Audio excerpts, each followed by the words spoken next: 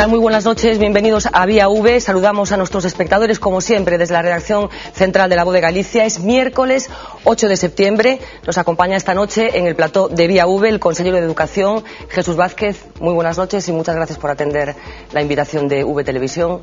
Muy buenas noches y muchas gracias a vosotros por invitarme. Bueno, no sé si, como los alumnos que están a punto de incorporarse al curso académico en pocas horas, está nervioso el consejero.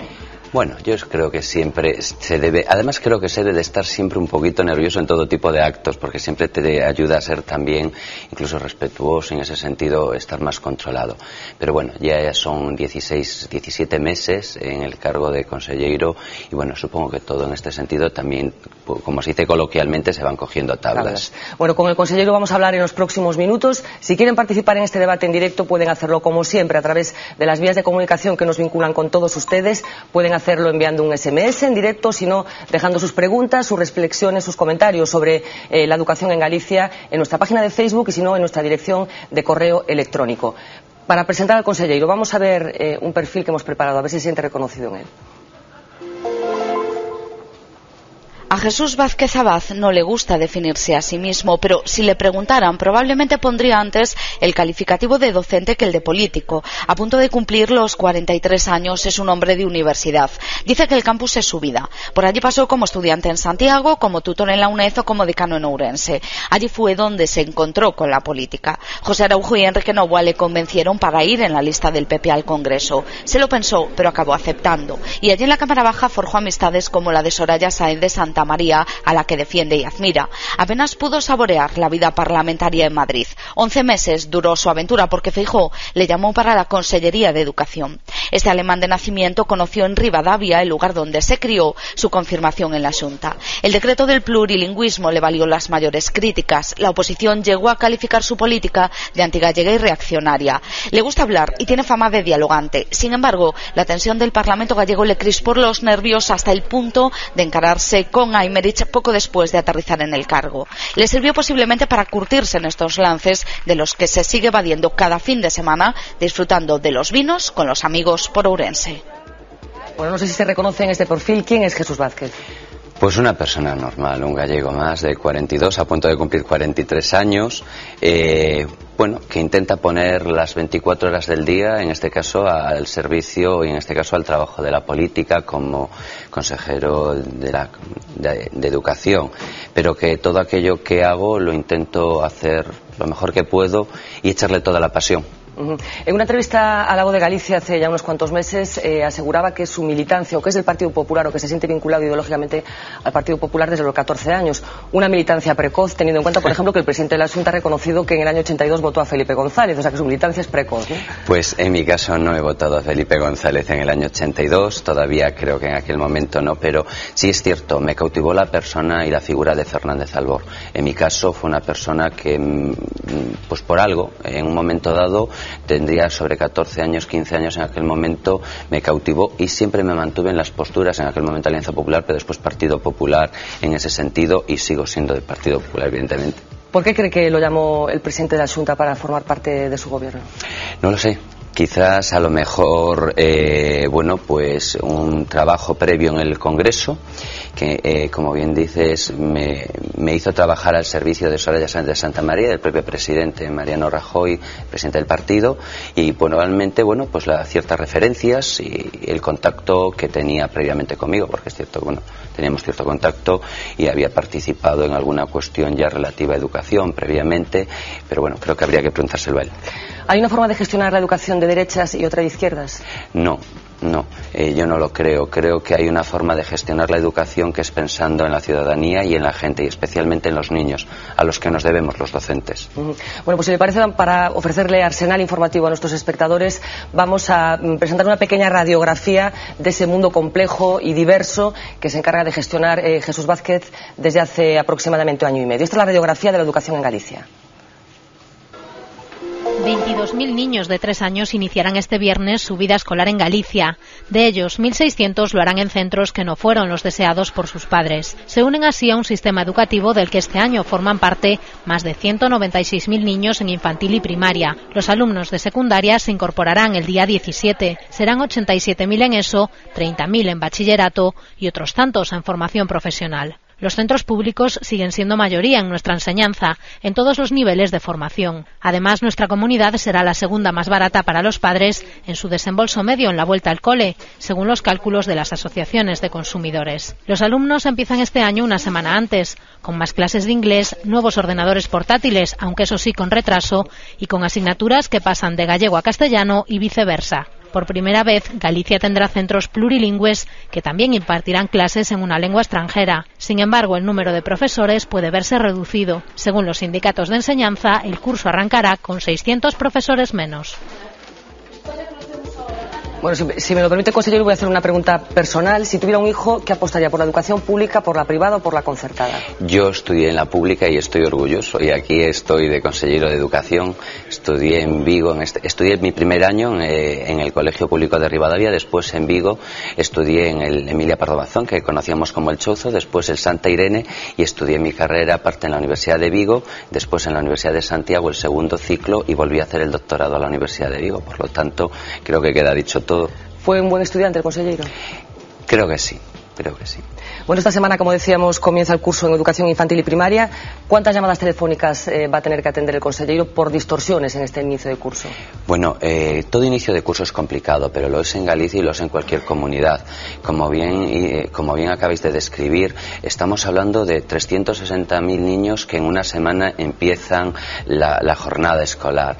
Son más de 1.500 centros, más de 4.000 líneas todos los días, más de 90.000 niños transportados, más de 60.000 comidas, más de 31.000, 32.000 profesores en los centros solo públicos. Estamos hablando de muchas obras en muchos centros. Solo por poner un ejemplo, en la provincia de La Coruña, en lo que llevamos de año, se han hecho obras en 170 y pico centros de los públicos, de mayor o menor envergadura. Estamos hablando de macroproyectos y, por tanto, a veces siempre todos los inicios de curso pues puede haber algún desajuste. Pero yo entiendo que en lo que se refiere a los aspectos ordinarios de la educación y a todos los servicios que se prestan bajo lo que es ese paraguas de la educación, será un curso pues similar, con todos los fallos que pueda haber, evidentemente, y por los cuales muchas veces y siempre pedimos perdón a las familias, porque errores los podemos cometer todos, pero entiendo que va a ser un curso normal más, con sus errores de inicio de curso, pues evidentemente tratando de encajar todo ese puzzle, ese gran puzzle que conlleva la educación. Y dentro de esos quebradores de cabeza posibles que supongo que imagina que pueda tener en los próximos días, ¿cuántos cree que le va a proporcionar el decreto del plurilingüismo? Estas semanas atrás, mis vacaciones han sido muy breves, fueron de una semana, y llevo prácticamente desde el día 15 de agosto reuniéndome y visitando colectivos de la educación. Y en ese sentido yo creo que a las familias lo que le preocupa es la educación, y la educación de sus hijos, porque es lo más maravilloso que tiene. Y al docente también, se implica las 24 horas del día. Entonces, de entrada, independientemente que algunos grupos políticos y algún sindicato intenta meter la política, no la ideología, ya la política, dentro del aula, no es algo que creo que la comunidad educativa en este sentido asuma. Por lo tanto, pueden existir problemas, pero es algo que de entrada, quien quiera politizar la educación, evidentemente es libre de hacerlo, pero vamos a tratar de que la educación es una cuestión y la política es otra, y no se debe de hacer coincidir lo que es el curso político con el curso educativo. Los padres y los profesores quieren el bien, el futuro de la sociedad, y en ese sentido por ello vamos a trabajar. Bueno, en cualquier caso, inevitablemente ese decreto del plurilingüismo va a estar en la actualidad informativa. Lleva estándolo, de hecho, desde hace muchas semanas. Para refrescarle la memoria a nuestros espectadores, vamos a recordar un poco los pasos que se han dado con este polémico decreto que, como decíamos, empezará a aplicarse en poquitas horas, en apenas 24 horas. El decreto del plurilingüismo en la enseñanza se estrena este viernes en las aulas gallegas. Lo hace rodeado de la misma polémica con la que nació, con la llamada a la insumisión de algunos sindicatos educativos y con la mala noticia para los padres de que tienen que renovar unos 300.000 libros. Las asignaturas se impartirán ahora 50-50 en gallego y en castellano, mientras que la incorporación del inglés se irá realizando de forma progresiva. Pese a las críticas, el PP sigue defendiendo un texto que aprobó en solitario y sin consenso y que anula el decreto del anterior gobierno bipartito. La Real Academia Galega, la Mesa pola Normalización Lingüística y sindicatos como Cigansino han presentado recursos ante el Tribunal Superior de Xustiza, en los que solicitan su retirada por ir en contra de leyes de rango mayor, como el Estatuto de Autonomía o la Ley de Normalización. Pero además, el decreto tampoco contenta a los sectores a los que pretendía satisfacer. Colectivos como Galicia Bilingüe pedían poder elegir la lengua vehicular de la enseñanza de sus hijos, una opción que finalmente solo se ofrece en la educación infantil. Compromiso electoral para Feijóo y cruzada contra el gallego para la oposición. La norma generó una oleada de protestas en Galicia que no parece que vayan a desaparecer con su puesta en marcha. Bueno, ¿esperaban tantos problemas con el decreto? Vamos a ver, es un tema que evidentemente siempre da pie a la política, ¿no? Yo me gustaría matizar una cuestión cuando se dice que el decreto no fue consensuado y no se trató abiertamente con la sociedad. Hay 4 sindicatos que sí lo apoyaron, hay organizaciones como CECE, FERE que sí lo apoyaron, hay muchas AMPAs que sí lo apoyaron y que sí veían bien el equilibrio y sí veían bien la búsqueda. Evidentemente 100% siempre es muy difícil, ¿no? En ese sentido, pero hay muchas entidades y muchas personas que vienen demostrando el apoyo, y tal es así que creemos que hoy en día no nos equivocamos en el sentido de que cuando ahora hemos abierto todo lo que es el proceso de solicitudes para los decretos para lo que son los centros de plurilingüismo, hubo más de 70 y pico solicitudes de centros, ¿no? En este caso han resultado elegidos 52 centros. En este momento se van a poner este año en marcha 400 nuevas secciones bilingües, 1.500 secciones bilingües. Por lo tanto, detrás de esto están profesores y está la comunidad educativa. Eso quiere decir que la comunidad educativa sí busca. Los padres quieren aprender más lenguas, que sus hijos aprendan más lenguas, quieren buscar un futuro bueno para sus hijos, ¿no? En igualdad de condiciones, pues a lo mejor con niños en Portugal que están a 5 kilómetros de la frontera y que sí tienen esas competencias en inglés y que vamos a tener que competir en un mundo global y se está viendo que es una necesidad. Entonces, yo en ese sentido creo que sí hay una parte muy importante de la sociedad que respaldó evidentemente ese decreto. Evidentemente puede haber algún punto concreto que alguna parte puede mostrar su disconformidad en parte, y después evidentemente hay una parte de la sociedad que esperábamos en ese sentido, en cierta medida, que fue muy difícil llevar a cabo conversaciones con ellos porque desde el principio dijeron que no estaban dispuestos a negociar, que lo que querían era como punto de partida el anterior decreto y en tal caso ir a más con lo que es el gallego dentro del aula, y en ese sentido creemos que no era oportuno, pero repito, hubo muchas horas de negociación, nos sentamos con muchas instituciones por primera vez se le solicitó y se le envió al Consello Galego da Cultura, a Real Academia Galega tamén, emitieron ese informe. Hay un informe negativo del Consejo Consultivo incluso. ¿No les asusta lo que pueda, del recorrido de todos sus recursos que están presentados, Real Academia, etcétera, etcétera? ¿No les asusta que pueda pasar con todos esos recursos? No, en ese sentido no.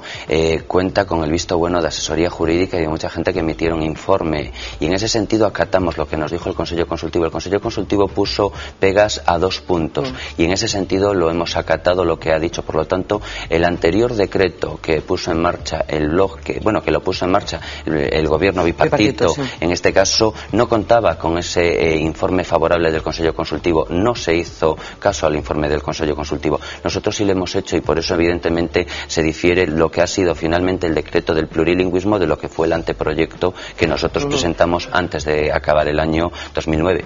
Bueno, una de las consecuencias de este decreto, no sé si es un daño colateral, es que como consecuencia de su aplicación hay que tirar a la basura un material escolar y educativo que estaba ya impreso en las imprentas de las editoriales. Hay quien cifra el volumen, el coste de este material en 12 millones de euros. Yo no quiero ser demagógica, pero ¿no parece un poco despilfarro que se tenga que prescindir de este material? No. Vamos a ver, yo me gustaría también aclarar, en ningún momento se puede decir que se van a tirar esos libros. En cualquiera de los casos, los niños que han estudiado a lo mejor ya esa materia, pues se van a poder disponer de esos libros en la medida en que van a poder llevárselos para su casa, y cuando en diciembre evidentemente tengan que acudir para recuperar algún conocimiento del año pasado, van a tener ese libro en casa. Por lo tanto, no vamos a entrar en esa demagógica de que esos libros se van a tirar. Por otro lado, estamos hablando de un libro que le afecta a educación primaria, en este caso matemáticas, y a tres libros que además se dan en distintos cursos en la educación secundaria, que es matemáticas, física, química, etc. En este caso no estamos hablando de esa cantidad de libros, y decir, al final los datos lo demostrarán. En este caso también hay que decir que los libros tenían ya 3 3 años, la inmensa mayoría, y solo unos poquitos tenían 2 años. Fue distinto cuando estuvo el gobierno bipartito y sí se cambiaron los libros que en aquel momento se cambiaron tenían 1 año solo de vida. Ahora estamos hablando solo de unos pocos cursos y en algunos casos ya los libros mayoritariamente tenían 3 años y ya solo había 2 cursos que le quedaban evidentemente 2 años. Se aprovecha la inmensa mayoría de los libros y los que se cambian también se van a aprovechar porque va a coincidir con la idea que nosotros creemos que es oportuno. El niño va a tener ese libro en su casa, va a poder llevar ese libro a su casa y va a poder trabajar con ese libro si así lo desea. Uno de los planteamientos de inicio de este decreto pasa por considerar que el gallego y el castellano están en una situación similar, de ahí ese reparto equitativo, digamos, en las materias troncales y en el resto de las materias en los colegios. ¿Considera realmente que la situación del gallego y del castellano en Galicia está en igualdad de condiciones, tanto en el uso como en el conocimiento, o tanto en el conocimiento como en el uso? Bueno, yo creo que los niños y las niñas salen con el conocimiento, evidentemente, de ambas lenguas. Evidentemente, en ambas lenguas habría probablemente muchas cosas que mejorar cuando un niño sale de la ESO, ¿no? Pero creo firmemente, por los niños que conozco más directamente, que sí pueden hablar y que sí practican ese bilingüismo. Con respecto a lo que es la utilización, el uso del gallego, bueno, las últimas cifras siempre señalan que un 58%, creo recordar, de la población usan prácticamente el gallego, un 20 algo por ciento usan o utilizan ese bilingüismo y después hay un porcentaje que evidentemente hace uso mayoritariamente o solo del castellano. En ese sentido, bueno, dependiendo quien comente, a veces esos datos pueden tirar hacia un lado o hacia otro. La realidad es que Galicia es bilingüe y en este sentido yo creo que el 100% de los gallegos podemos usar libremente y podemos utilizar libremente esas lenguas. Y así lo venimos haciendo en la calle y así pedíamos que se hiciese dentro de lo que es el sistema educativo. Creo que la imposición, creo que lo que fue el anterior decreto, lo creo firmemente, se le hizo un daño. Cuando alguien procure y a veces, y lo ha dicho además gente proveniente del mundo nacionalista, cuando alguien a veces quiere proteger tanto una cosa, la acaba imponiendo y las imposiciones normalmente generan rechazo. Bueno, queremos incorporar en Vía V, procuramos hacerlo al menos habitualmente, las diferentes voces que forman parte de esta sociedad plural. Con esta intención visitamos esta mañana a Belén Ribeiro, que es secretaria general de la Confederación de Padres y Madres de Galicia. Le voy a poner un pequeño vídeo en el que se resumen un poco las quejas o los planteamientos que quieren hacer los padres al conselleiro. Vamos a escucharla. Se tiran a la basura, textualmente, libros de texto con vigencia para comprar unos textos exactamente iguales, pero que el gasto corre por parte de las familias. Eso es un despilfarro económico. Ahí sí se puede economizar. El sistema de préstamo era un sistema que sí economizaba y rentabilizaba, aparte de que enseñaba a nuestros hijos a respetar un valor adquirido. ¿Cuándo va a ser la Consellería de Educación la que se haga cargo de los comedores gestionados por las asociaciones de padres en los centros públicos? No queremos decir que los comedores sean gratuitos, lo que queremos es que la gestión corra por cuenta de la Administración. ¿Cuál ha sido en realidad el criterio que ha seguido la Consellería en la adjudicación de los ordenadores del Plan Avalar, en los que, por ejemplo, en el Ayuntamiento de La Coruña, con 24 centros públicos, le ha sido asignado solo a 1 contra 11 centros concertados? Bueno, del asunto de los libros ya nos acaba de dar las explicaciones oportunas. Con respecto al asunto de los comedores que plantean desde los padres y el asunto también de los ordenadores. Yo le agradezco a la secretaria de la CONFAPA pues estas palabras y me extraña no ver a su presidente, ¿no? En este caso, miembro significado también del Partido Socialista, ¿no? Pero quiero también matizar, vamos a ver. Más de un 77% de las aulas de todo Galicia del Plan Avalar son para centros públicos, frente a un 22 y algo por ciento de los centros concertados. Por lo tanto, primera cuestión, no es cierto lo que se está argumentando, ¿no? En ese sentido.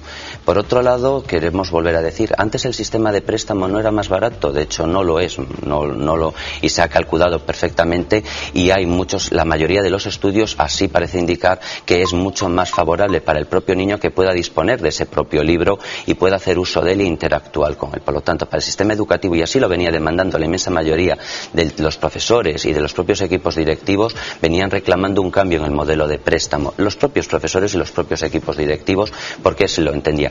Y además suponía una carga extra para los equipos docentes y para los equipos directivos año tras año a la hora de la revisión de ese equipo, ¿no? Con respecto a los comedores, bueno, este gobierno ha hecho un esfuerzo muy grande. Hemos cubierto más de 5 millones de déficit. Cuando nosotros llegamos al gobierno, hay que recordar que en septiembre no había dinero para pagar esos comedores escolares, esos casi 58.000 comidas que daba en ese momento, ¿no? El gobierno dentro del sistema educativo, con unos padres que pagaban un poco, otros que pagan menos y la inmensa mayoría, sobre el 96%, prácticamente no pagan, o sea, no es que prácticamente no pagan nada, ¿no? Entonces, en ese sentido, en aquel momento tuvimos que hacer una búsqueda inmediata para poder cubrir y que ese día primero de clases en septiembre pudieran todos los niños tener esa comida. Eso está ahí, está demostrable. Es más, el propio gobierno o el gobierno saliente nunca dijo que no a lo que le estábamos comentando, ¿no? No solo eso, apostamos y creamos 2.500 nuevas plazas. Y en estos días estamos incrementando nuevamente las plazas en los comedores escolares. Día a día están saliendo las noticias, donde un colegio 25, en otro 10, en otro 7, y así vamos asumiendo poco a poco, ayudando a aquellas familias que más lo están necesitando y tratando además también de cubrir un decreto del año 2007, creo recordar, sobre los comedores escolares, donde en ese sentido, evidentemente, bueno, marcaban unas pautas por número de alumnos con respecto al personal que iba incorporado. Y es lo que estamos cumpliendo, la normativa puesta precisamente por el anterior gobierno, tratando de apoyar a las familias y tratando de crear día a día.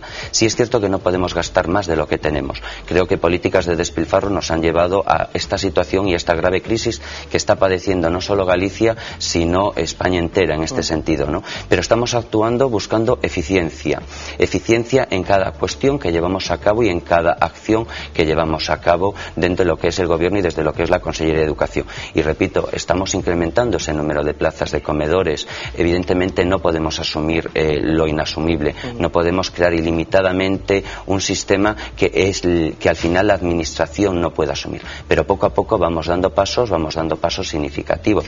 Son datos objetivos y esos datos están ahí. Desde Confavas hablaba también del asunto de los famosos de los ordenadores, y le parece, antes de que me dé su opinión, vamos a recuperar unas declaraciones que hacía esta misma mañana el presidente de la Xunta, Alberto Núñez Feijóo, sobre este asunto. A primeira vez que un goberno intenta destinar miles de ordenadores a miles de alumnos e alumnas do sistema educativo de Galicia é esta.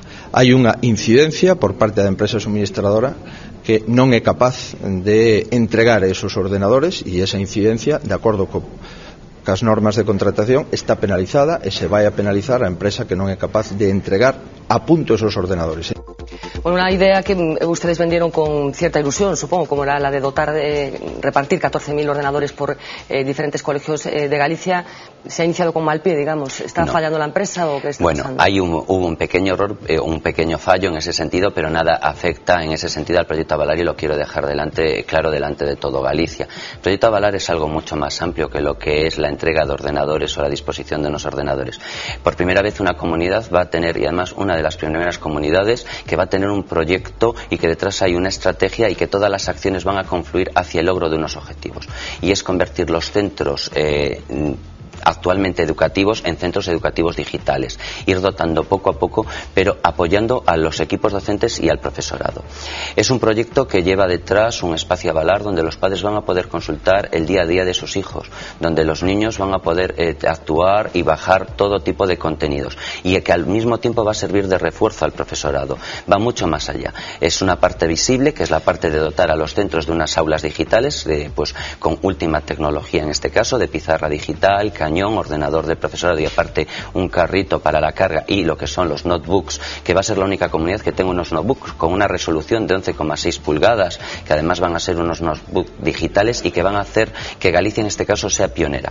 Pero detrás de eso hay toda una serie de problemas que se han dado en otras comunidades que nosotros estamos trabajando para procurar que no se den. Es un proyecto muy complejo. Evidentemente hay problemas que estamos observando, que nos vamos comentando entre consejeros de distintas comunidades, y es lo que vamos a intentar implementar. Pero repito, evidentemente esto supone un retraso en lo que es una entrega, una parte de los ordenadores, pero lo vamos a ir poniendo. Digamos, para usted.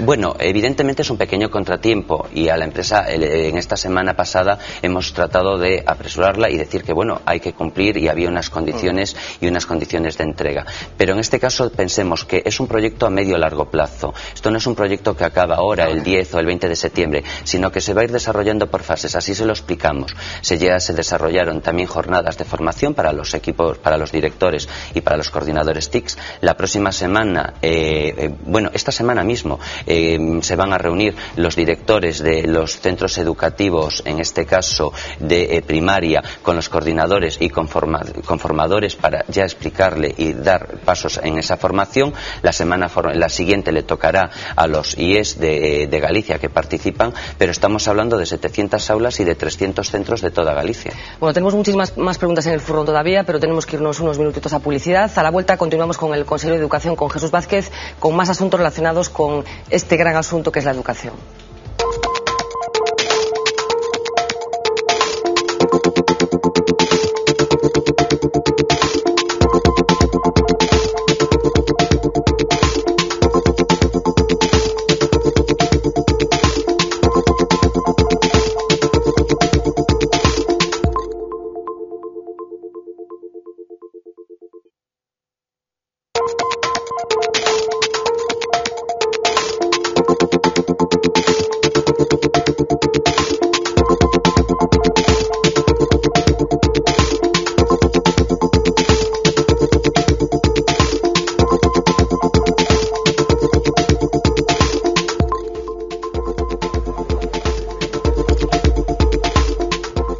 Sobre las 10 de la noche, continúan ustedes en directo aquí en Vía V desde la redacción central de La Voz de Galicia. Nos acompaña esta noche el consejero de Educación, Jesús Vázquez. Ahora que tiene un contacto muy directo, muy próximo con todas las etapas educativas, ¿cree que es mejor la escuela de hoy o la que usted vivió?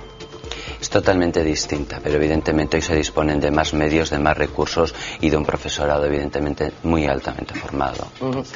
Bueno, pues nosotros hemos procurado hacer ejercicio con cierta documentación. Nos hemos ido a un colegio de Vigo y hemos hablado con una persona que estudió hace más años que el consejero de Educación para que comparara un poco cómo era la escuela entonces y cómo es la escuela ahora.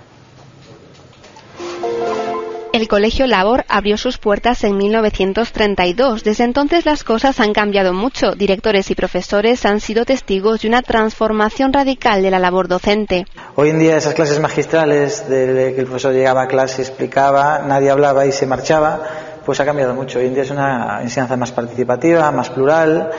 Las nuevas tecnologías ahora están revolucionando todo el proceso de enseñanza, ¿no? Cambiaron algunas para bien y otras no tan bien. Sobre todo el rendimiento de los alumnos y la relación familias, colegio, alumnado. Y es que pese al gran desarrollo logístico de los colegios, estos ya no concentran toda la atención de sus alumnos, un cambio que pesa cada vez más sobre la figura del profesor. El profesor era una prolongación de los padres. Podíamos dialogar con ellos y discutir sin faltarle al respeto y no necesitábamos que nadie nos apoyara. Hablábamos con él, dialogábamos, no estabas de acuerdo con un castigo y protestabas. Después de 50 años, las aulas continúan en el mismo sitio, pero poco tienen que ver con las que un día ocupó Adolfo. Por entonces no compartía clase con niñas ni con extranjeros. El gallego era un idioma maldito y los castigos estaban a la orden del día. Desde mi casa al colegio con calma eran 5 minutos y yo llegaba todos los días tarde. Un día me dijo: Fraga, a partir de mañana a tocar la campana. Y tuve que empezar a llegar temprano. El abandono escolar y la conflictividad en las aulas se han convertido ahora en las nuevas asignaturas pendientes del sistema educativo. Bueno, un viaje al pasado que queríamos hacer aquí, un ejercicio en Vía V. Salía en este vídeo esa relación de los alumnos con el profesorado. La Consejería de Educación está tramitando lo que se ha llamado Ley de Autoridad do Profesor. ¿La autoridad se recupera con leyes?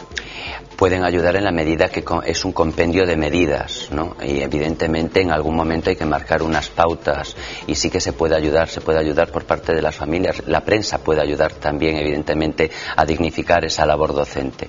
De los 3 profesores que hablaron, 2 hicieron referencia a ese aspecto. Es curioso, ¿no? Es algo que está latente, que evidentemente los padres también observan y hay muchos padres que están haciendo también esfuerzos para que ese profesor, como decía alguien, sea la prolongación también de la familia, ¿no? Es algo que evidentemente evidentemente no depende de una ley, no de solo, no depende o no se puede hacer en un año o en 2 años, no es un trabajo de 2 años, de 3 años, se ha perdido en 2 décadas, ese cambio radical ha sido en estas últimas 2 décadas. Creo que también debido a malas políticas a nivel estatal derivadas de la LOCSE, la LOE, es en ese sentido mi opinión, pero bueno, hay una serie de factores que han confluido y que hace que hoy por hoy el profesorado muchas veces vaya a clase con miedo, tenga miedo muchas veces a enfrentarse a un alumno o a las familias, muchas veces a decirle a una familia pues ciertos hechos, ¿no?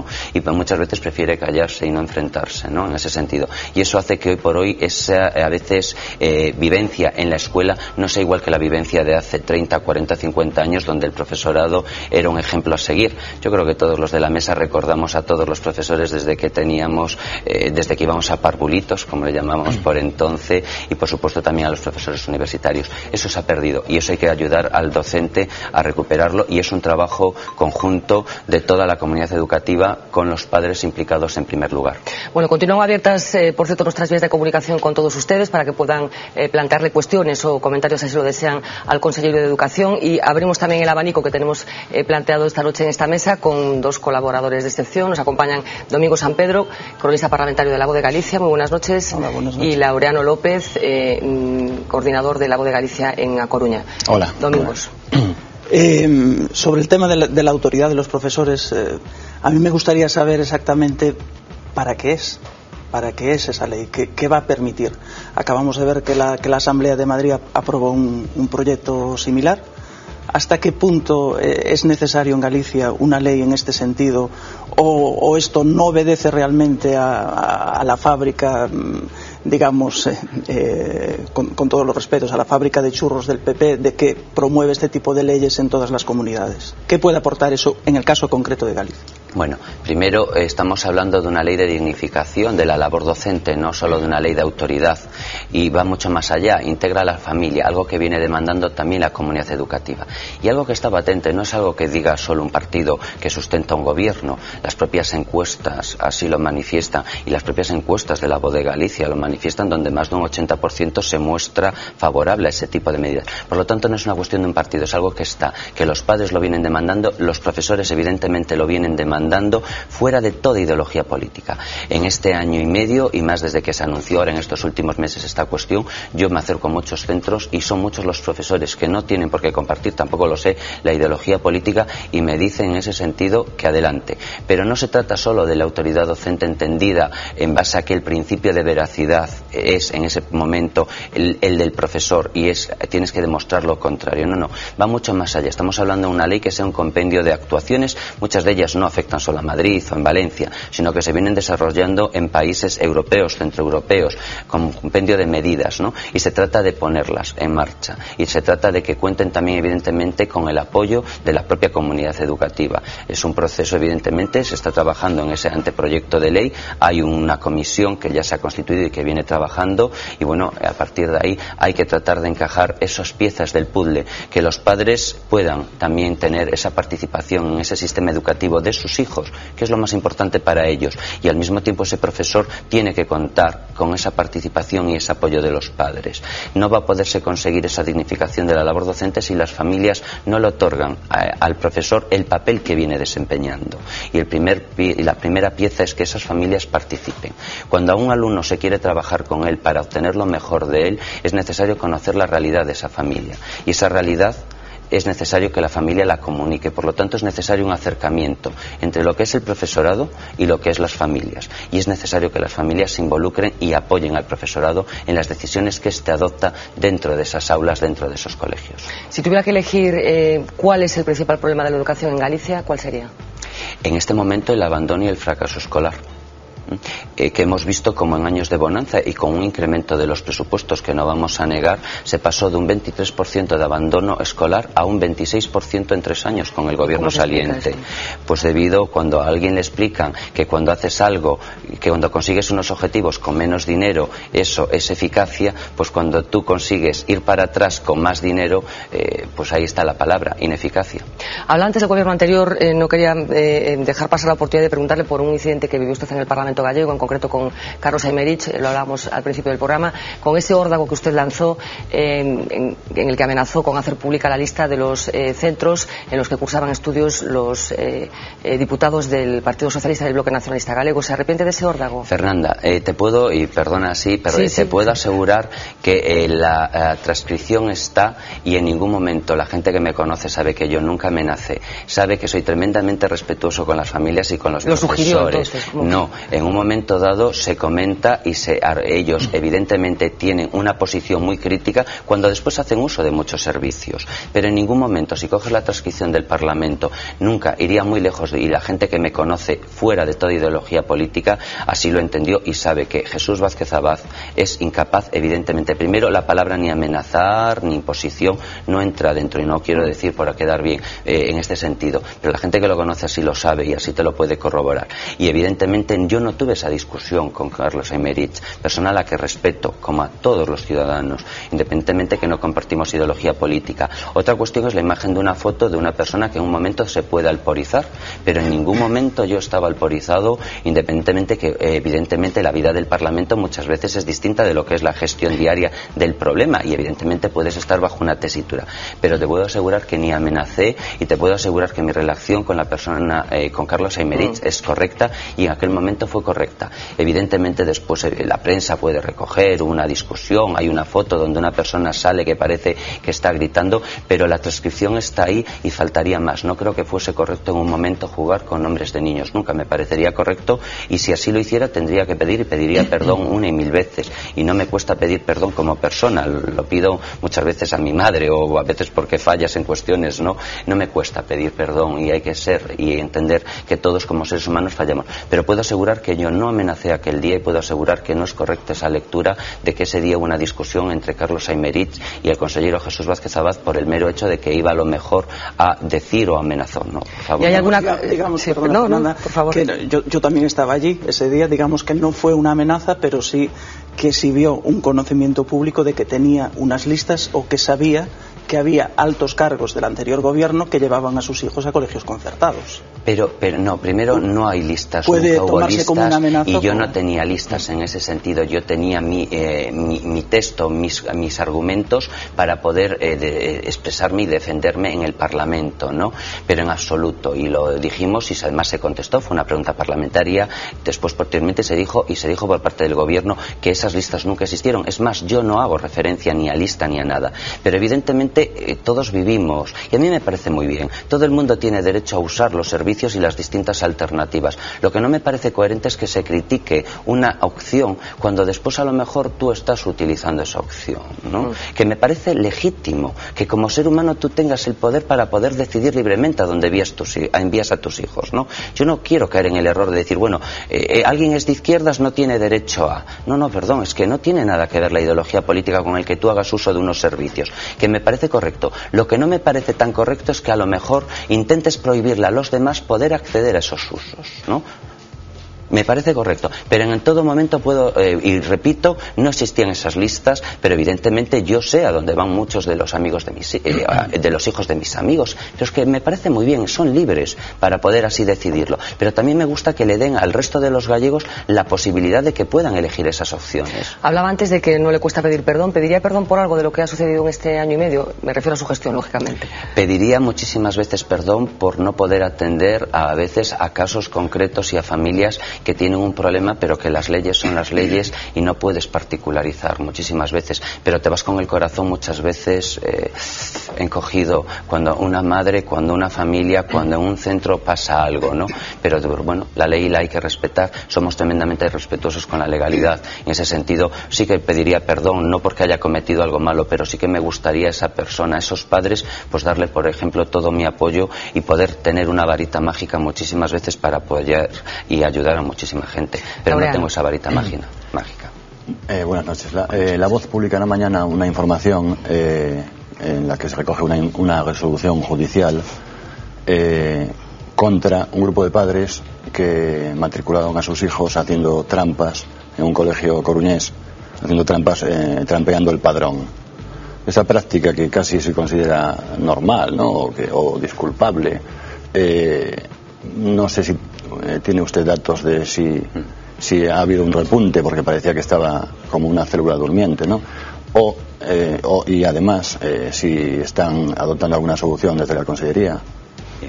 En este caso sí soy consciente de esa noticia. Es una noticia que viene del gobierno bipartito, por lo tanto habría que pedirles explicaciones al anterior gobierno porque esto sucedió hace 2 años y pico.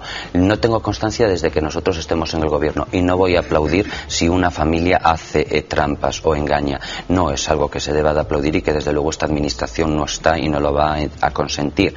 Creo que hay que decir siempre la verdad y así nos lo han inculcado y creo que es lo normal porque solo a veces diciendo la verdad ayudarás también a la gente que te rodea. En ese sentido, quien tiene derecho a un servicio es porque tiene ese derecho, no porque engaña a la sociedad.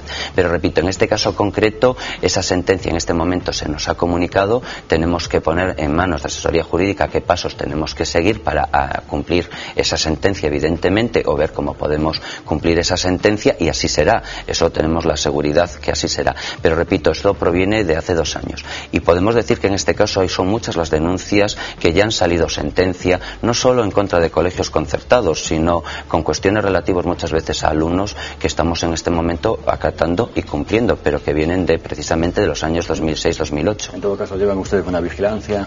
Sí, lo vamos a intentar, pero evidentemente son 360.000 familias. Aparentemente parece fácil, ¿no?, detectar. No es fácil muchas veces detectar esas cuestiones y eso también depende de la buena voluntad de todos, ¿no?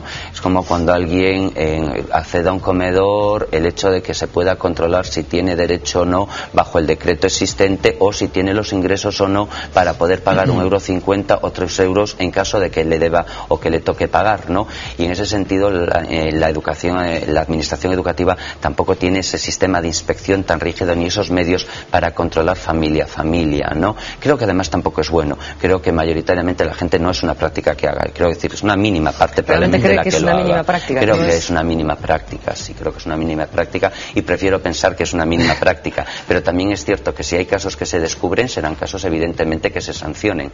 Bueno, veíamos antes a una persona que acudía a la escuela hace ya muchísimos años. Queríamos detenernos en la otra parte de la balanza ahora mismo. Esta mañana salimos a las calles de A Coruña para encontrarnos con niños pequeños, para que nos cuenten los niños qué piensan ellos del colegio al que asisten hoy. Comienza el cole. Como cada año, los más pequeños son los primeros en regresar a las aulas gallegas.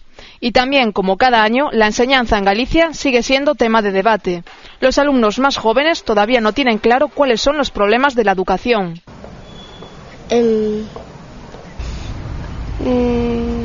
Pero otra cosa es hablar de materias. Gimnasia, dibujo y música son las asignaturas más queridas por los niños, aunque, como siempre, hay excepciones. No, lo que más de todo es leer. Nuevo curso, nuevos amigos y actividades a estrenar. A pesar de todo, el tópico se mantiene en todas las generaciones. La asignatura odiada sigue siendo... matemáticas. Y lo mejor del colegio... Lo que más me gusta del cole es el patio. El patio. Me gustan las vacaciones. Tan distintos los niños de ahora a los de antes, a pesar de esa cierta tendencia en la que a veces caemos de demonizar a la gente joven de ahora, ¿no? No, los niños, cuando sobre todo hablamos de edades tiernas, es niño y evidentemente eres la transparencia. Domingos. A mí me gustaría hablar un poquito de universidad también. En los años 80, 90 asistimos en Galicia a un proceso con un partido en el gobierno de la Xunta, que todos sabemos cuál es, de duplicidad de titulaciones, ¿no?, por toda Galicia. Ahí tenemos casos de facultades, de colegios universitarios repetidos a veces entre Ourense, Santiago, Vigo, Coruña. Entonces, a mí me gustaría saber si realmente el gobierno actual, el gobierno de Feijóo, va a ser el primero que tenga que empezar a cambiar esta situación y hacer un mapa diferente, ¿no? Evidentemente es la situación también económica muchas veces la que marca también todas estas pautas, ¿no? Y en este momento los ejercicios diarios no pueden permitir ineficiencias en el sistema, pero prueba de ello también lo están haciendo las propias universidades, este esfuerzo. De hecho, se ha pasado de 140 y pico titulaciones a 120 en el sistema gallego, se ha reducido en 20 y pico. Hubo universidades que optaron por refundir filologías, evidentemente con escaso número de alumnos. En este momento se ha puesto en marcha ya el 100% en un tiempo récord de los grados, de los nuevos grados ya adaptados a Bolonia. Repito, partimos de no me atrevo a decir si 25 o 28 titulaciones ya menos en el sistema. ¿Por qué? Porque había precisamente esas duplicidades. Y voluntariamente y evidentemente apoyadas por este gobierno, porque evidentemente vamos a tratar de primar la calidad y la excelencia por encima muchas veces de cuestiones localistas, bueno, pues evidentemente en este sentido sí se viene desarrollando y ya se ha hecho en este año. Y se seguirá. Hay unos procesos de evaluación que tienen que venir cada 3, cada 6 años para los grados y para los másters, y ahí se establecerán comisiones para evaluar y ver si los grados y los másters, porque ahora tienen que evaluarse con la NECA o con la ACSUG aquí en Galicia, con la Agencia Gallega de la Calidad dentro del sistema universitario, y serán los que determinen si un título está acabando, si un grado, los resultados para los que fueron concebidos o no, y se le concederá o no nuevamente. Es una revisión, es la cultura de la evaluación continuada dentro de la universidad. Pero realmente con el corazón en la mano y como conocedor profundo de la realidad universitaria de la que formó parte, y supongo que volverá a formar parte cuando deje de ser político. Espero y deseo. ¿Cree realmente que es eficiente un sistema en un país como Galicia con 7 campus? Bueno, yo creo que la universidad es riqueza y la universidad es futuro. Por lo tanto, es lógico en ese sentido, y creo que Galicia tiene casi 3 millones de habitantes y puede. Y de hecho las facultades están teniendo. Podría poner ejemplos de las más cercanas que yo conozco. La Facultad de Empresariales y Turismo, de Empresariales y Turismo de Orense, o la Facultad de Derecho de Orense, la de Derecho, por ejemplo, ya cubrió el cupo de plazas. Y empresariales también, es decir, hay demanda. En el momento en que hay demanda es porque se está ajustando oferta y demanda, y porque evidentemente se está haciendo cada vez una enseñanza universitaria de mayor calidad, pensando en la juventud y en su introducción en el mercado laboral. Probablemente vuelvan a surgir alguna titulación, algún grado o algún máster, que es sobre la parte que más esfuerzo hay que hacer de ahora en adelante, porque quizás se han creado másters muchas veces bueno, sin estar adaptados a lo que es la realidad socioeconómica más cercana. Pero en ese sentido creo que Galicia tiene 7 campus, hay que posicionar esos 7 campus. Galicia en ese sentido es rica, y creo que bueno, que en cierta medida es lógico. Bueno, me gustaría escuchar una última pregunta de Laureano, pero si te parece antes, Laureano, voy a incorporar a una persona más que también le va a hacer una pregunta. Ayer tuvimos el programa de todas las noches a partir de las 10 de la noche, estuvieron aquí una serie de colaboradores, y entre ellos estuvo Roberto Blanco Valdés, colaborador también de La Voz de Galicia, al que le insté para que le planteara una pregunta que quiero trasladarle ahora mismo. Vamos a escucharla. ¿Qué reflexión hace sobre cuáles son los problemas que tiene el sistema educativo en Galicia? O sea, los problemas de verdad, de fondo. Porque esto, a mí me interesa saber cuál es la opinión del responsable de la educación en Galicia en estos momentos sobre cuáles son los problemas de fondo de nuestro sistema educativo. Bueno, la pregunta de Roberto Blanco Valdés daba para un programa entero. Me gustaría que fuera muy concreto, porque tenemos ya muy poquito tiempo, que ahora a la recta final, pero si tuviera que elegir los 3 problemas de fondo de la educación en Galicia, ¿cuáles serían? Bueno, los 3 problemas de fondo es en este momento el abandono y el fracaso escolar, es probablemente la falta también de conocimientos de terceras lenguas, y probablemente también un mal en este sentido de estar todavía muy lejos entre lo que es la adecuación de los mercados laborales, de lo que es la situación socioeconómica, con gran parte de los estudios que se está realizando. Y en esas 3 partes estamos dando pasos el actual gobierno. Son cuestiones que creo que ahí vamos a tener que trabajar duramente para conseguir que Galicia ocupe una posición destacada, no solo dentro de España, sino en un contexto europeo. Pues ahora que me habla del contexto europeo y casi mundial, hoy mismo se ha hecho público un ranking de las 500 mejores universidades del mundo. La inglesa de Cambridge acaba de superar a la norteamericana de Harvard como las mejores del planeta. Decía, en esa lista aparecen 10 universidades españolas, ninguna de ellas gallega. ¿Para cuándo Galicia en esa lista? Bueno, evidentemente Galicia ha dado pasos muy importantes en estos últimos años, y yo en este sentido tengo que agradecerle, y como miembro también de la comunidad universitaria se ha hecho grandes esfuerzos, y las universidades han hecho grandes esfuerzos. Prueba de ello el año pasado es un campus Vida, que ha logrado ese rango de campus excelencia internacional. Este año hay un proyecto nuevo encima de la mesa. Yo creo que se está trabajando ya a nivel I+D y I+I, con grupos consolidados. Creo que las universidades han firmado y han llegado a un acuerdo de colaboración entre las 3, que puede ser el germen para impulsar precisamente el sistema universitario gallego. Independientemente de que existan 3 universidades, que existan 7 campus, es bueno que pensemos en un sistema universitario de Galicia, porque la obtención de sinergias, las colaboraciones, tanto a nivel de I+D, de grupos de investigación que ya se están dando pasos de unión de distintas universidades, como incluso la colaboración a nivel de másters, de grados, para un futuro, eso va a hacer que ese sistema universitario salga fortalecido. Y los gallegos siempre de la adversidad salimos fortalecidos. Es un mensaje muy bueno que hay que lanzar, porque así se ha venido dando.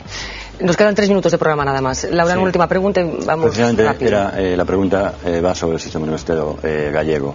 Están en estos momentos elaborando ustedes, junto con Facenda, el plan de financiación universitario, y ya empieza a haber ciertas voces, protestas en A Coruña, porque creen que les va a pasar lo que les ha pasado, según nuestros datos, el año anterior, el cuatrienio anterior, que es recibir menos dinero que el resto de las universidades.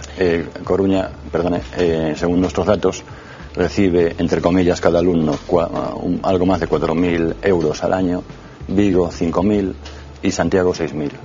Yo no sé si eso se va a corregir o se va a acentuar como ellos anuncian. En este momento he leído hoy esas declaraciones y esa crítica, me extraña esa crítica porque hoy por hoy no hay datos, ¿no? Lo que hay es un proyecto de una estructura, de un plan de financiación que fue aprobado además por unanimidad de todos los miembros, incluso de todos los representantes del Consejo Galego de Universidades de ambos partidos, de todos los partidos políticos, ¿no? En ese sentido, a fecha hoy no se puede hacer esa crítica porque evidentemente no hay datos. Los indicadores se tendrán que fijar ahora en este mes de septiembre, empezaremos a reunirnos nuevamente y a trabajar para crear esos indicadores. Se estableció una estructura, se establecieron toda una serie de puntos, las universidades van a tener que elaborar un plan también, digamos, de austeridad de cara a que pueda ser evaluado, pero también es cierto que es un indicador, el número de euros que se da por alumno, pero yo creo que tampoco se puede dejar restringido a ese único indicador. Las universidades tienen que ser más abiertas y tienen que pensar en que al final un único indicador puede dar lugar a esos problemas. Cada universidad puede poner encima de la mesa, es que yo tengo más inmovilizado fijo, yo tengo esto, yo tengo que cubrir esto, entonces creo que hay que hacer un plan que trate de apoyar a las 3 universidades, y ese apoyo también viene precisamente de la obtención de sinergias y de la colaboración entre las 3 universidades. Bueno, pues hasta ahora, si os parece, os voy a presentar la primera página del periódico de mañana, de la primera edición de La Voz de Galicia. ¿Qué noticia le gustaría ver al Consejo de Educación en la primera de La Voz de Galicia de mañana? Vamos a soñar un poco. Bueno, me gustaría quizás ver que el paro desapareciera en España, que las familias, aunque no me afecta, que las familias superan ese problema y ese problema. Fuera de ahí, si te refieres a algo de educación, me gustaría quizás verse por dónde vas, que más de 50 centros plurilingües, en concreto 52, se pondrán en marcha ya en estos días. Bueno, pues por desgracia, la primera de los deseos de Jesús Vázquez no podemos cumplirlo. El segundo, efectivamente, aparece mañana en los periódicos, que es esos 50 centros que van a impartir una educación plurilingüe. En cualquier caso, no va a ser la noticia de la primera de mañana, de la primera edición de La Voz de Galicia. La tenemos ya en pantalla, será que una sentencia confirma que hubo trampas en la admisión de 20 niños en un colegio coruñés, noticia a la que hacía referencia hace un momento Laureano. Foto de primera para una mala noticia también, que fue ese partido que perdía hoy la selección española de baloncesto y que lo desalojaba de la competición. Y una tercera noticia que queremos destacar también en la primera del periódico: los ganaderos gallegos reanudan sus movilizaciones por el bajo precio de la leche. ¿Le parece compensada la primera? Quiero decir, ¿le parece noticia de apertura a los...? Hombre, no me gustaría que siempre las malas noticias parece que son las malas y parece que a veces mancha el sistema educativo. Repito, esto es algo que sucedió en el año 2007, creo que es 2007-2008, no estábamos nosotros en ese momento, ha llegado la sentencia y nunca me gusta ver las malas noticias, me gustaría que fueran buenas noticias. Pero bueno, es algo que evidentemente habrá que cumplir esa sentencia, pero que, repito, en todo caso habrá que pedir responsabilidad al anterior gobierno bipartito. Bueno, pues hasta aquí ha llegado nuestro tiempo por hoy. Antes de despedirme, ¿qué nota se pone el consellero, teniendo en cuenta que estamos hablando de educación, qué nota se pone como consellero, Jesús Vázquez? No me gusta nunca puntuarme, en eso soy bastante, a pesar que parece lo contrario, soy bastante tímido, incluso introvertido, ¿no? La gente dice, uy, qué charlatán, o no me gustaría. ¿Charlatán se considera? Bueno, hay gente que dice que hablo mucho, que soy una persona muy abierta, piensa que a veces no soy nada tímido, pero creo que a veces la timidez en el aula hizo que a lo mejor te construyas una coraza, ¿no? Y en este sentido no me gusta puntuar. No, es algo que no, prefiero que sea que lo hagan los demás. No me gusta ver los suspensos, porque sufres y te duele el corazón, pero prefiero que lo hagan los demás. Bueno, pues muchísimas gracias, Jesús Vázquez, por acompañarnos esta noche en el plató de Vía V, gracias también a Laureano, gracias a Domingos por acompañarnos esta noche. Nosotros regresamos mañana, como siempre, a partir de las 10 de la noche en directo, aquí en Vía V. Les dejamos con lo que ha formado parte de la actualidad en esta jornada de este miércoles. Mientras tanto, ya saben, sean felices.